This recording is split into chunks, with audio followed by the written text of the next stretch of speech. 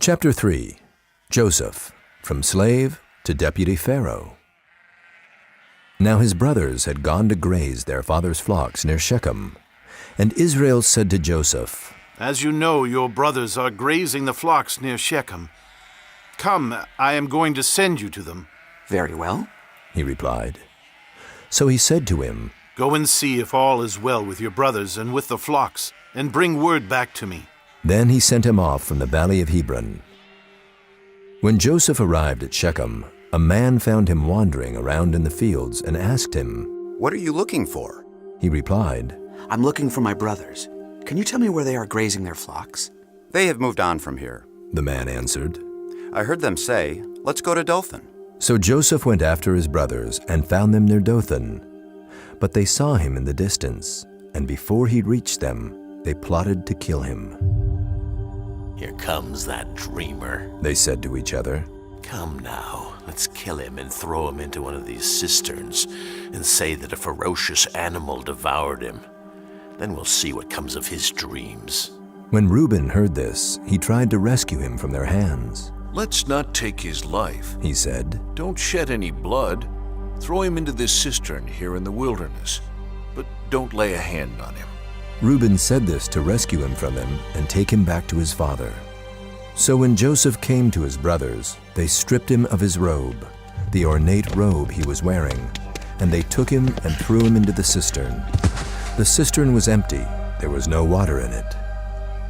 As they sat down to eat their meal, they looked up and saw a caravan of Ishmaelites coming from Gilead.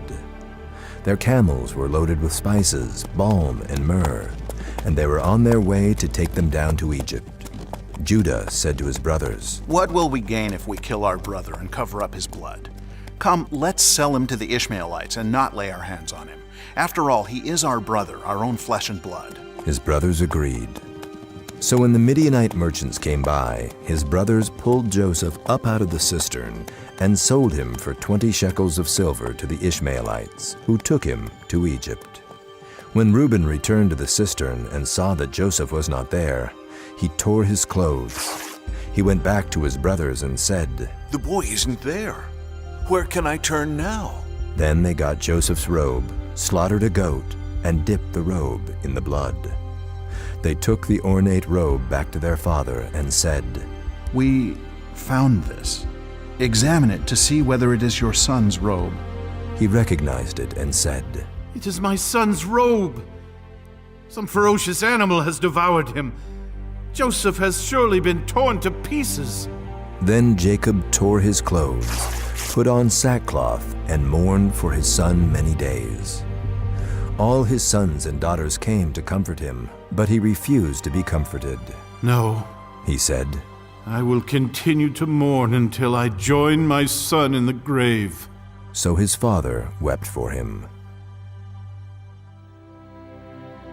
Meanwhile, the Midianites sold Joseph in Egypt to Potiphar, one of Pharaoh's officials, the captain of the guard. Now Joseph had been taken down to Egypt. Potiphar, an Egyptian who was one of Pharaoh's officials, the captain of the guard, bought him from the Ishmaelites who had taken him there. The Lord was with Joseph so that he prospered, and he lived in the house of his Egyptian master. When his master saw that the Lord was with him, and that the Lord gave him success in everything he did, Joseph found favor in his eyes and became his attendant. Potiphar put him in charge of his household, and he entrusted to his care everything he owned. From the time he put him in charge of his household and of all that he owned, the Lord blessed the household of the Egyptian because of Joseph. The blessing of the Lord was on everything Potiphar had, both in the house and in the field. So Potiphar left everything he had in Joseph's care. With Joseph in charge, he did not concern himself with anything except the food he ate. Now Joseph was well built and handsome, and after a while his master's wife took notice of Joseph and said, "Come to bed with me." But he refused. "With me in charge," he told her, "my master does not concern himself with anything in the house. Everything he owns he has entrusted to my care. No one is greater in this house than I am. My master has withheld nothing from me except you, because you are his wife. How then could I do such a wicked thing and sin against God? And though she spoke to Joseph day after day, he refused to go to bed with her or even be with her. One day he went into the house to attend to his duties, and none of the household servants was inside. She caught him by his cloak and said, Come to bed with me. but he left his cloak in her hand and ran out of the house. When she saw that he had left his cloak in her hand and had run out of the house, she called her household servants. Look, She said to them, this Hebrew has been brought to us to make sport of us. He came in here to sleep with me, but I screamed. When he heard me scream for help, he left his cloak beside me and ran out of the house. She kept his cloak beside her until his master came home. Then she told him this story. That Hebrew slave you brought us came to me to make sport of me. But as soon as I screamed for help, he left his cloak beside me and ran out of the house. When his master heard the story his wife told him, saying, This is how your slave treated me. he burned with anger. Joseph's master took him and put him in prison, the place where the king's prisoners were confined. But while Joseph was there in prison, the Lord was with him. He showed him kindness and granted him favor in the eyes of the prison warden.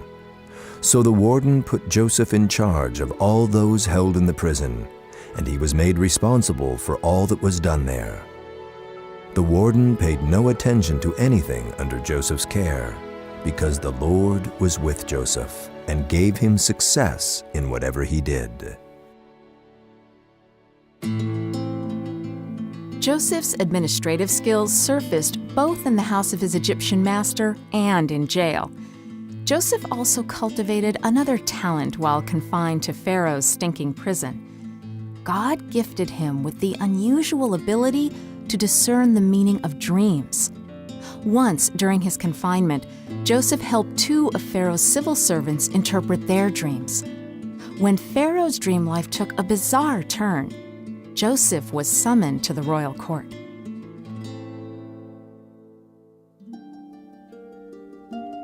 When 2 full years had passed, Pharaoh had a dream.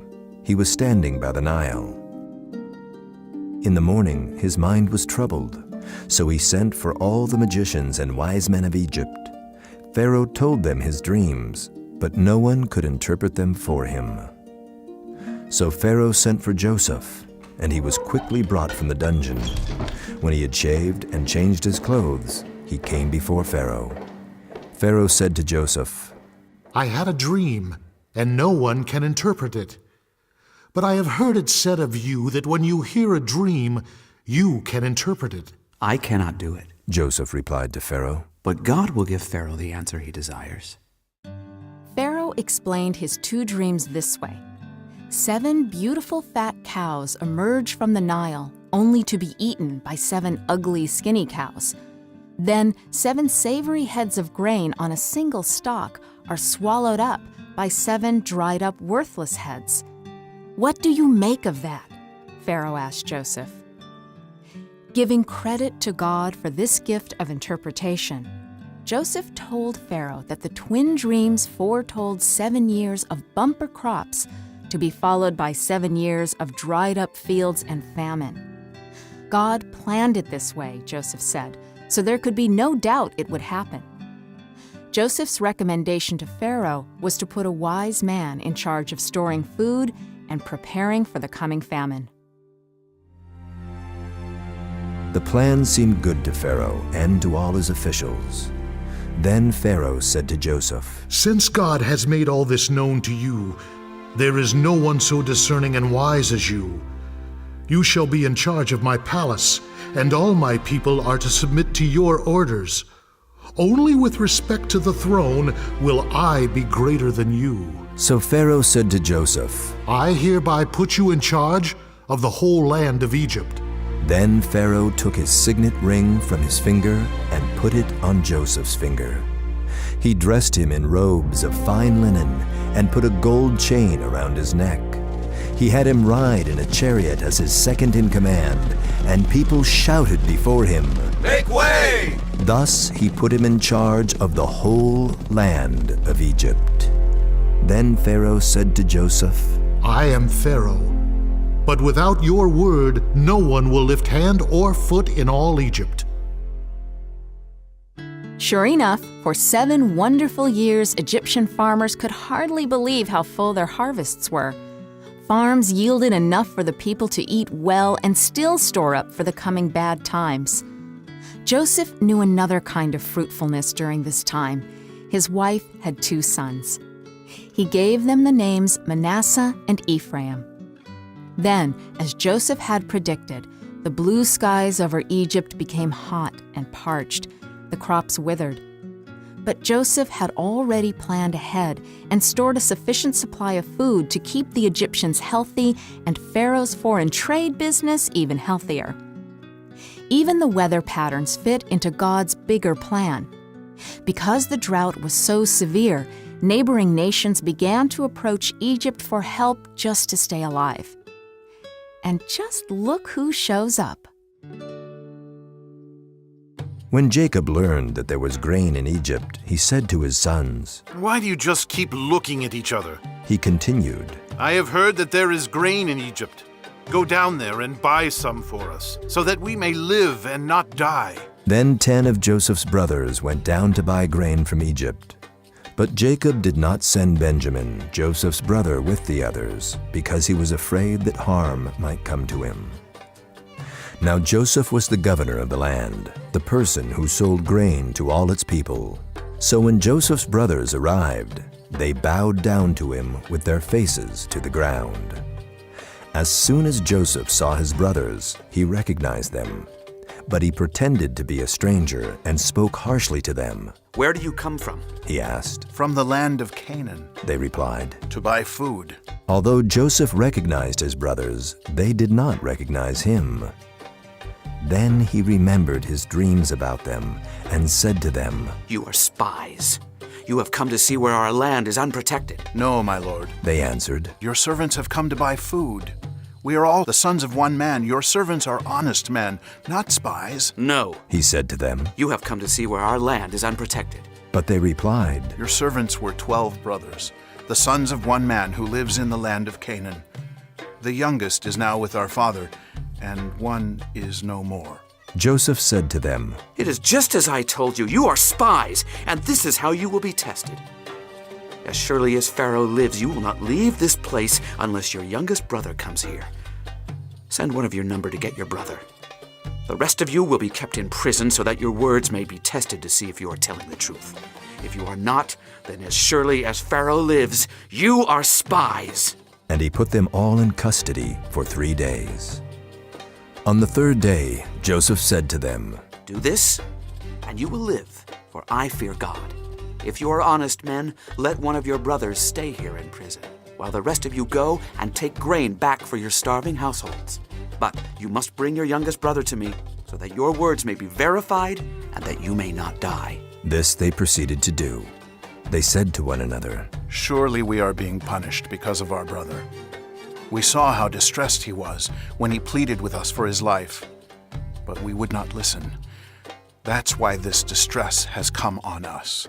Reuben replied, Didn't I tell you not to sin against the boy? But you wouldn't listen. Now we must give an accounting for his blood. They did not realize that Joseph could understand them since he was using an interpreter. He turned away from them and began to weep, but then came back and spoke to them again. He had Simeon taken from them and bound before their eyes. Joseph developed a deceitful plan. He imprisoned one of his brothers, Simeon, as a supposed hostage until his absent younger brother Benjamin could appear in Egypt. He secretly returned the money used to purchase their grain to the brothers' bags. He kept his own identity from them by using his second language, all the while hearing perfectly well their own expressed fears.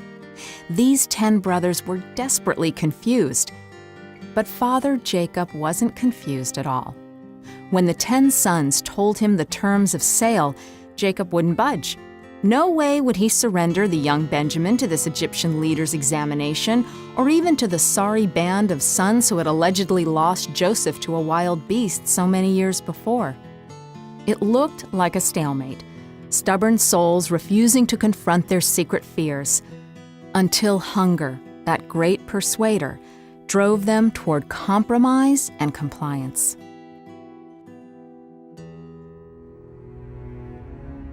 Now the famine was still severe in the land. So when they had eaten all the grain they had brought from Egypt, their father said to them, Go back and buy us a little more food. But Judah said to him, The man warned us solemnly, You will not see my face again unless your brother is with you. Then their father Israel said to them, If it must be, then do this. Put some of the best products of the land in your bags and take them down to the man as a gift. A little balm and a little honey, some spices and myrrh, some pistachio nuts and almonds. Take your brother also and go back to the man at once. And may God Almighty grant you mercy before the man, so that he will let your other brother and Benjamin come back with you. As for me, if I am bereaved, I am bereaved. So the men took the gifts and double the amount of silver, and Benjamin also. They hurried down to Egypt and presented themselves to Joseph. When Joseph came home, they presented to him the gifts they had brought into the house, and they bowed down before him to the ground. He asked them how they were, and then he said, How is your aged father you told me about? Is he still living? They replied, Your servant, our father, is still alive and well. And they bowed down, prostrating themselves before him.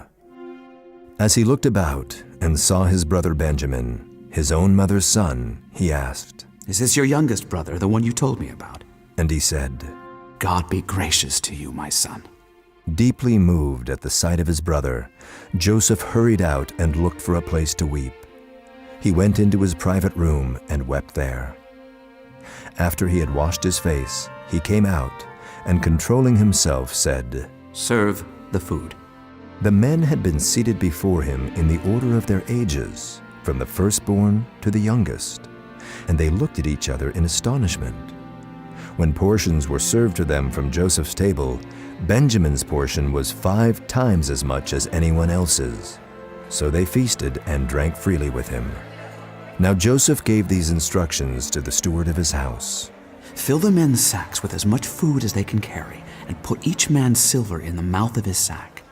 Then put my cup, the silver one, in the mouth of the youngest one's sack, along with the silver for his grain. And he did as Joseph said. As morning dawned, the men were sent on their way with their donkeys. They had not gone far from the city when Joseph said to his steward, Go after those men at once, and when you catch up with them, say to them, Why have you repaid good with evil? Isn't this the cup my master drinks from and also uses for divination? This is a wicked thing you have done. When he caught up with them, he repeated these words to them. But they said to him, Why does my lord say such things? Far be it from your servants to do anything like that. We even brought back to you from the land of Canaan the silver we found inside the mouths of our sacks. So why would we steal silver or gold from your master's house? If any of your servants is found to have it, he will die, and the rest of us will become my lord's slaves. Very well then, he said. Let it be as you say. Whoever is found to have it will become my slave. The rest of you will be free from blame.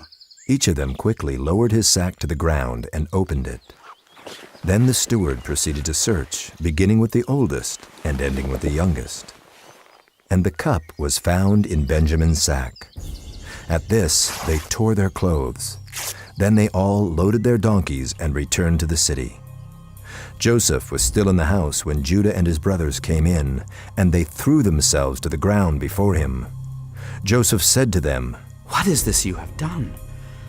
Don't you know that a man like me can find things out by divination? What can we say to my lord? Judah replied. What can we say? How can we prove our innocence? God has uncovered your servant's guilt. We are now my lord's slaves, we ourselves and the one who was found to have the cup. But Joseph said, Far be it from me to do such a thing. Only the man who was found to have the cup will become my slave.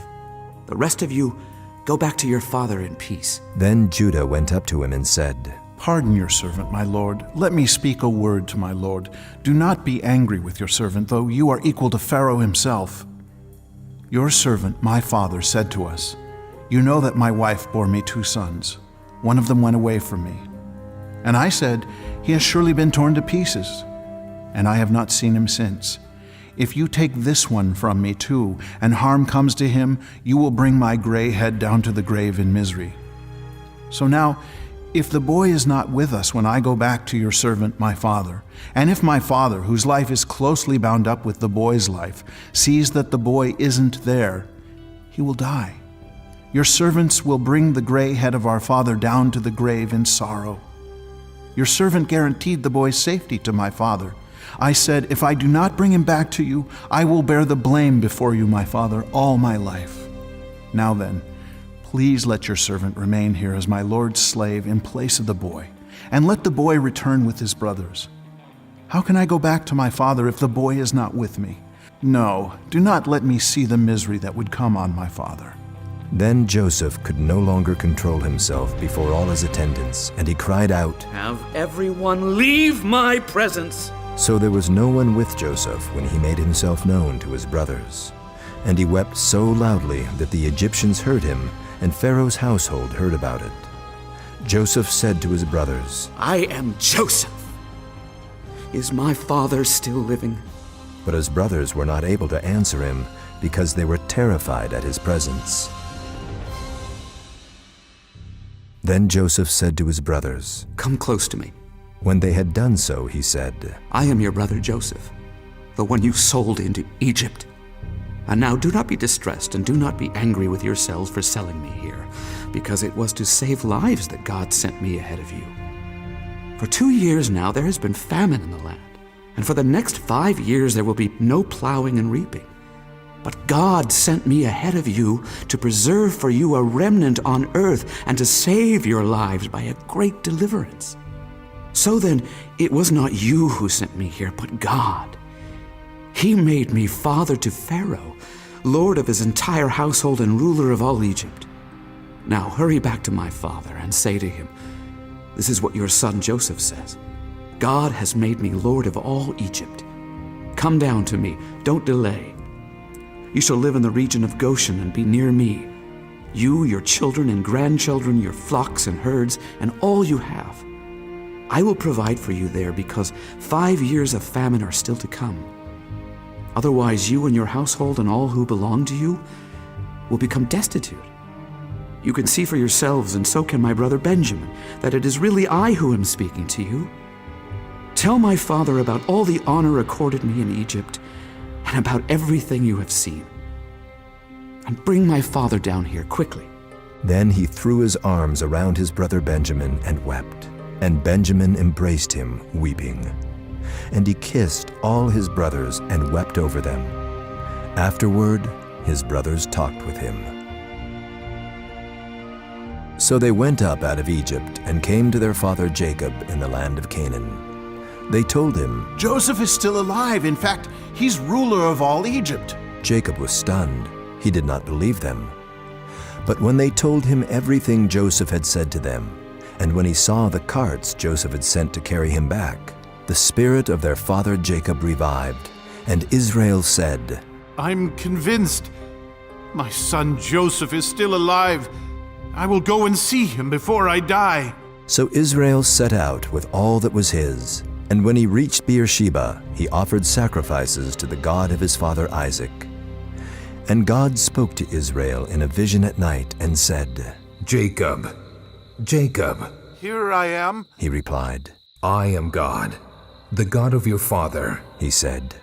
"Do not be afraid to go down to Egypt, for I will make you into a great nation there. I will go down to Egypt with you, and I will surely bring you back again. And Joseph's own hand will close your eyes." Then Jacob left Beersheba, and Israel's sons took their father Jacob and their children and their wives in the carts that Pharaoh had sent to transport him. Now Jacob sent Judah ahead of him to Joseph to get directions to Goshen. When they arrived in the region of Goshen, Joseph had his chariot made ready and went to Goshen to meet his father Israel. As soon as Joseph appeared before him, he threw his arms around his father and wept for a long time. Israel said to Joseph, "Now I am ready to die. since I have seen for myself that you are still alive." So Joseph settled his father and his brothers in Egypt and gave them property in the best part of the land, the district of Ramesses, as Pharaoh directed. Jacob lived in Egypt 17 years, and the years of his life were 147. When the time drew near for Israel to die, he called for his son Joseph and said to him, "If I have found favor in your eyes, put your hand under my thigh and promise that you will show me kindness and faithfulness. Do not bury me in Egypt, but when I rest with my fathers, carry me out of Egypt and bury me where they are buried." I will do as you say, he said. "Swear to me," he said. Then Joseph swore to him, and Israel worshipped as he leaned on the top of his staff. Then Israel said to Joseph, "I am about to die, but God will be with you and take you back to the land of your fathers." Jacob died at the ripe age of 147 years. Before that last day, he gathered his sons to bless them, pronounce their future, and give them ongoing responsibilities. Not all the sons got what they wanted. Reuben, for example, was chastised for an earlier sexual sin that no doubt he had hoped his father would not remember. Jacob's last words foretold that some of his sons and their descendants would experience success, others hard times. Jacob adopted Joseph's two sons, Manasseh and Ephraim, as his own. This allowed Jacob to give Joseph a double inheritance as one whose character had earned his trust and confidence. When Joseph's brothers saw that their father was dead, they said, What if Joseph holds a grudge against us and pays us back for all the wrongs we did to him? So they sent word to Joseph, saying, Your father left these instructions before he died. This is what you are to say to Joseph. I ask you to forgive your brothers the sins and the wrongs they committed in treating you so badly. Now please forgive the sins of the servants of the God of your father. When their message came to him, Joseph wept. His brothers then came and threw themselves down before him. We are your slaves, they said. But Joseph said to them, Don't be afraid. Am I in the place of God? You intended to harm me, but God intended it for good to accomplish what is now being done, the saving of many lives. So then, don't be afraid. I will provide for you and your children. And he reassured them and spoke kindly to them. Joseph stayed in Egypt along with all his father's family. He lived 110 years and saw the third generation of Ephraim's children. Also, the children of Machir, son of Manasseh, were placed at birth on Joseph's knees. Then Joseph said to his brothers, I am about to die, but God will surely come to your aid and take you up out of this land, to the land he promised on oath to Abraham, Isaac, and Jacob. And Joseph made the Israelites swear an oath and said, God will surely come to your aid, and then you must carry my bones up from this place. So Joseph died at the age of 110, and after they embalmed him, he was placed in a coffin in Egypt.